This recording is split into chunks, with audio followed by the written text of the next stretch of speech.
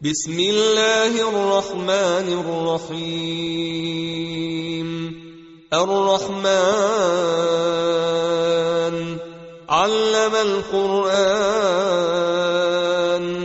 خلق الإنسان علمه البيان. الشمس والقمر بحسبان، والنجم والشجر يسجدان. والسماء رفعها ووضع الميزان، ألا تطغوا في الميزان. وأقيموا الوزن بالقسط ولا تكسروا الميزان.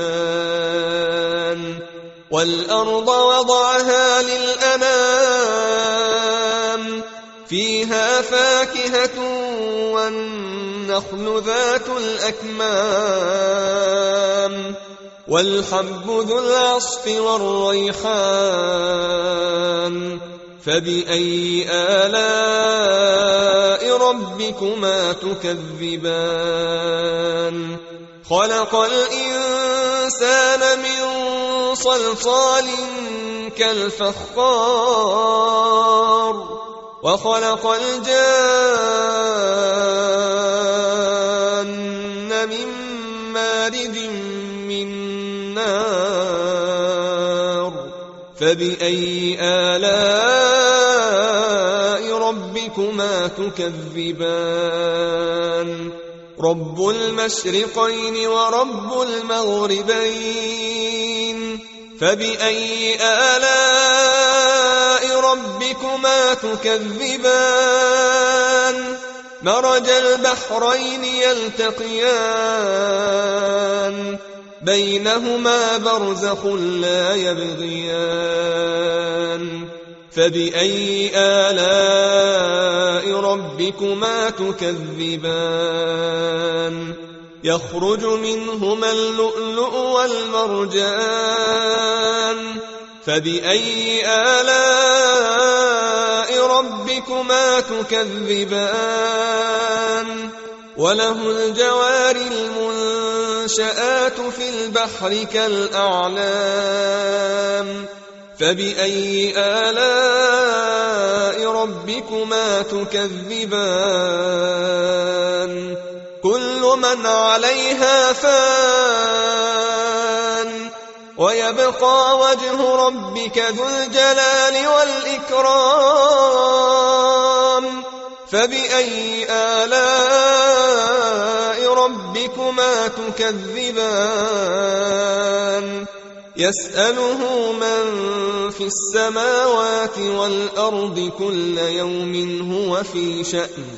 فبأي آلاء ربكما تكذبان؟ سنفرغ لكم أيها الثقلان. فبأي آلاء ربكما تكذبان؟ يا معشر الجن والإنس إن استطعتم أن تنفذوا من أقطار السماوات والأرض فانفذوا، لا تنفذون إلا بسلطان. فبأي آلاء ربكما تكذبان؟ يرسل عليكما شواظ من نار ونحاس فلا تنتصران. فبأي آلاء ربكما تكذبان؟ فإذا انشقت السماء فكانت وردة كالدهان. فبأي آلاء ربكما تكذبان؟ فيومئذ لا يسأل عن ذنبه إنس ولا جان.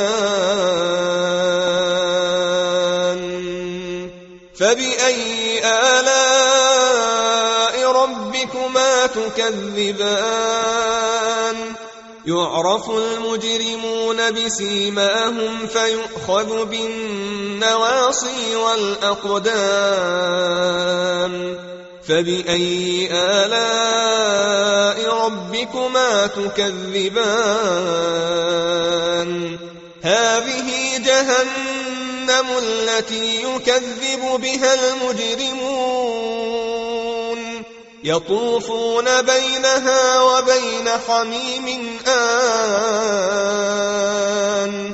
فبأي آلاء ربكما تكذبان ولمن خاف مقام ربه جنتان فبأي آلاء ربكما تكذبان ذواتا أفنان فبأي آلاء ربكما تكذبان فيهما عينان تجريان فبأي آلاء ربكما تكذبان فيهما من كل فاكهة زوجان فبأي آلاء ربكما تكذبان متكئين على فرش بطائنها من استبرق وجنى الجنتين دان فبأي آلاء ربكما تكذبان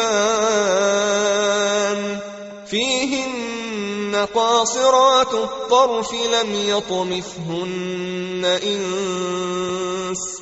لم يطمثهن إنس قبلهم ولا جان فبأي آلاء ربكما تكذبان كأنهن الياقوت والمرجان فبأي آلاء ربكما تكذبان هل جزاء الإحسان إلا الإحسان فبأي آلاء ربكما تكذبان ومن دونهما جنتان فبأي آلاء ربكما تكذبان مدهامتان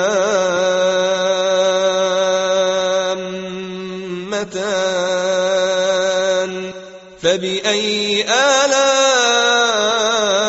ربكما تكذبان فيهما عينان نضاختان فبأي آلاء ربكما تكذبان فيهما فاكهة ونخل ورمان فبأي آلاء ربكما تكذبان فيهن خيرات حسان فبأي آلاء ربكما تكذبان حور مقصورات في الخيام فبأي آلاء ربكما تكذبان لم يطمثهن إنس قبلهم ولا جان